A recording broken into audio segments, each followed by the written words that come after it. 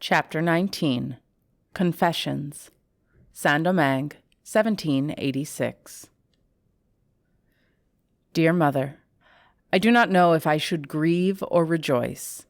Either way, I feel obliged to inform you that Father has died.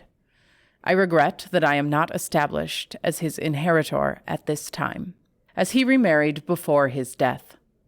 It is the news of that crime against our family which I am most devastated to report, but I have joined the Queen's Dragoons, and I am working to raise the necessary funds to bring all of you to France. We have been ordered out of Paris and stationed in the north. I do not know when I will be able to write next. Do not lose faith. With sincere love, your son, Thomas Alexandre Dumas. Marie Cosette sat at her small table, a single candle gently illuminating the worn wood. Her eyes hovered over his name. Her name. He had never signed as Dumas before.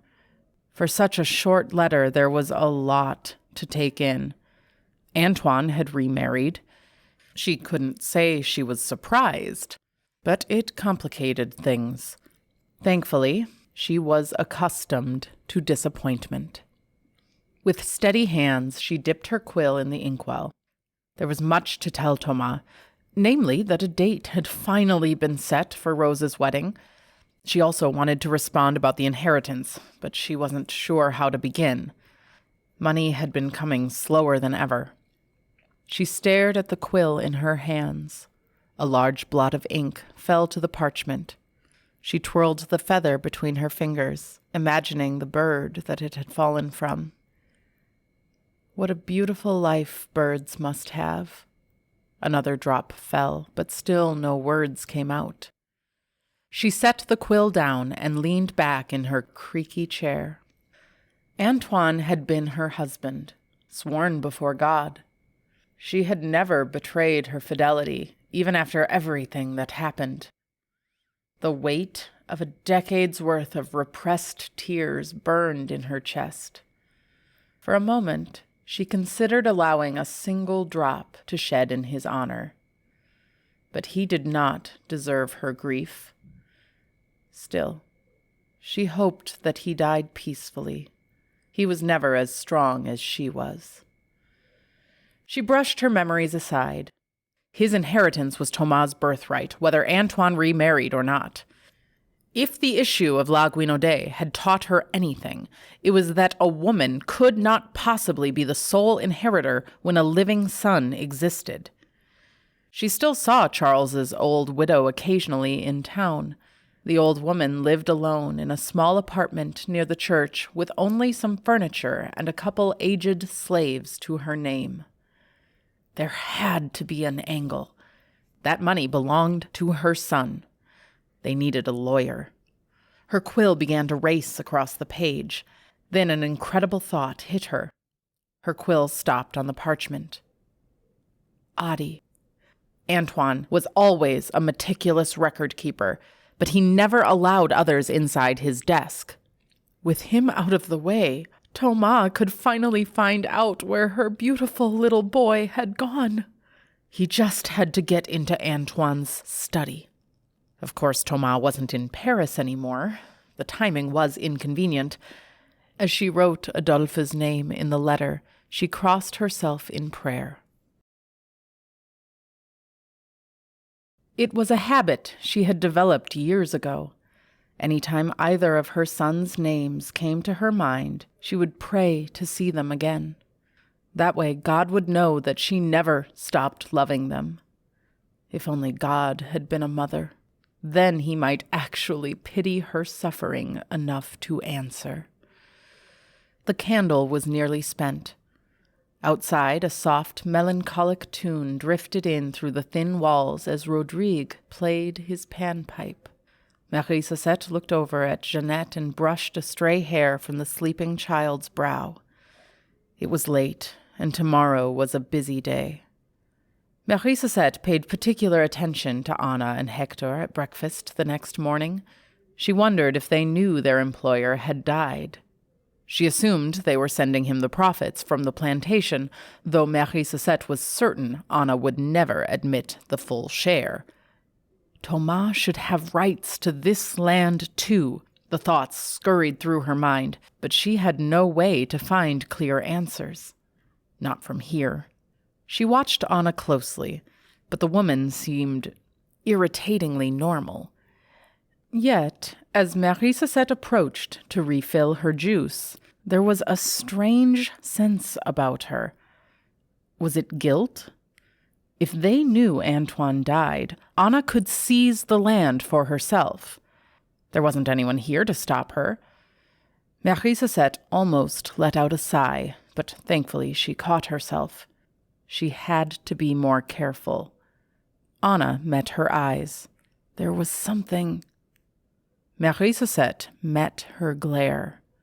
Neither blinked, neither even breathed. She knew. Hector, who had been happily eating his porridge, looked up to see his wife locked in a deadly gaze with the woman they had twice enslaved. He cleared his throat. "Do you think we should tell her?" he asked cautiously. Anna scoffed. "No need." Without removing her glare, she sneered. "You didn't think it appropriate to wear black?" Marie Cosette didn't answer. "I'm sorry for your—" Hector began. "No, darling," Anna said. "She needs to know that this doesn't change anything. Not for her." Her words were firm, but there was something about the tone of her voice that caused Marie Cosette to raise her eyebrows. Anna was worried. Sensing the change of atmosphere, Anna stood up abruptly and left the room. Hector, oblivious as usual, returned to his breakfast. Later that day, Marie Cosette and Nuit walked into town for provisions. As soon as they were out of earshot of the plantation, Marie Cosette turned to her friend. "Do you think Antoine's contract with the Maubiers is in the study?" "I suspect so," Nuit replied. "It's probably right next to our slave papers." Marie Cosette clenched her fist. She had almost hoped Nuit would disagree. "I need to find them, but I can't go in there." "None of us can. They keep that room locked." "But if we could get the keys," Marie Cosette hesitated. Nuit looked at her sternly. "Every time you walk into that room, you freeze." "I know that I do, but you don't. What if you went to look for them?" "You and Jeanette are the only people who can even read. How do you expect any one of us to know what we are looking for?" Nuit retorted. "I can't send Jeanette into that horrible room." Nuit stopped. "Marie Cosette, I have to look at their contract with Antoine, how they were paying him, and where that money's going now. It's Thomas' money." "Is it?" Nuit asked apprehensively. "It has to be," Marie Cosette responded resolutely. Nuit sighed. "But it's a null point, honey. We can't get in. And you know how you get in that room. They'd catch you." "I know," she sighed. "But I don't know where else I can find answers. They have to be in there." "Perhaps. But for now, can we just focus on the wedding? It's on Sunday," Nuit reminded her. Marie Cosette took a deep breath. "I'm glad Rose is excited about it." "They do seem in love, don't they?" Marie Cosette didn't respond. Nuit gently placed a hand on her shoulder. "I know this is difficult for you." No, I'm fine. I just need to speak with the priest." They went about the Maubiers' shopping, filling the little cart with provisions for the week, plus a skein of fabric. Marie Cosette had debated if spending her money on fabric to make a dress was worth it, but Jeanette had begged her, plus the color was lovely. It had been such a long time since Marie Sosette had worn something beautiful. Finally, with the cart full, they stopped by their true mission, the church. Though they weren't given much freedom on their permit to walk into town, they were always allowed to go to confession. She walked into the church and closed the door to the confessional. "Forgive me, Father, for I have sinned." "Speak, my child." The priest's voice came softly through the screen. She leaned forward. "I've sinfully used the sacred confessional to plan my daughter's wedding." "Hello, Marie Sosette," the priest sighed. "I already spoke to Rose yesterday. I don't think there is much left to plan." "I know, but there are a few final details. We've covered food, decorations, music. We have been planning this wedding for almost 5 years." "Rose needed time," Marie Sosette said curtly. "But I want to discuss the actual signing of the marriage certificate." There was a touch of desperation in her voice. "The certificate?" he asked. "Father Sabalis, you remember what Antoine did to me. I can't let that happen to Rose." Father Sabalis let out an exasperated groan. "He loves her." "Love," Marie Sosette scoffed. "Can anyone truly love someone who isn't their own flesh and blood?" "God makes them flesh and blood," he replied gently. "That's what marriage does." "It made no difference with my late husband." The priest sighed. "Marie Sosette, Luc is a good match. He waited through all of your daughter's difficulties. He brought her back every time. It's a patience I rarely see in men outside the priesthood." "That's the trouble with men, is it not?" Marie Sosette shot back. "Is God not a man?" the priest asked. "Some men do immense good and show great kindness." "I've never met one." "You have," Father Sabalis insisted. "Your daughter is marrying one." "What makes you so certain?" The priest smiled. "I've met with him often.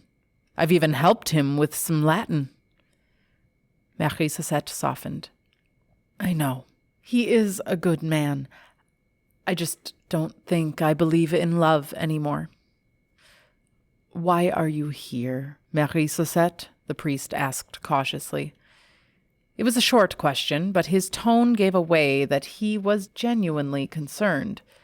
"I know topics of marriage and men are both triggering for you. Do you want to talk about it?" "No," she said defensively.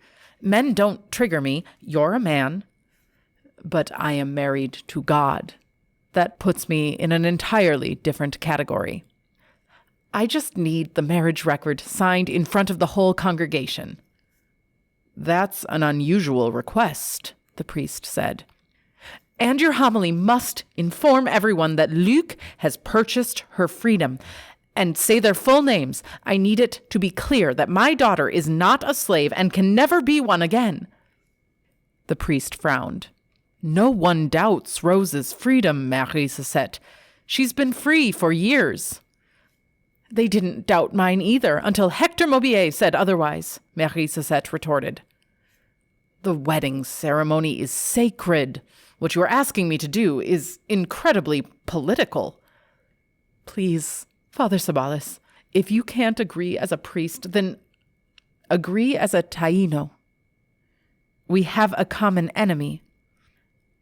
"I am a priest. I don't have enemies." "Fine. But as a priest, you can't support evil. All I'm asking is that you stand as a guard for Rose against the sins of this island."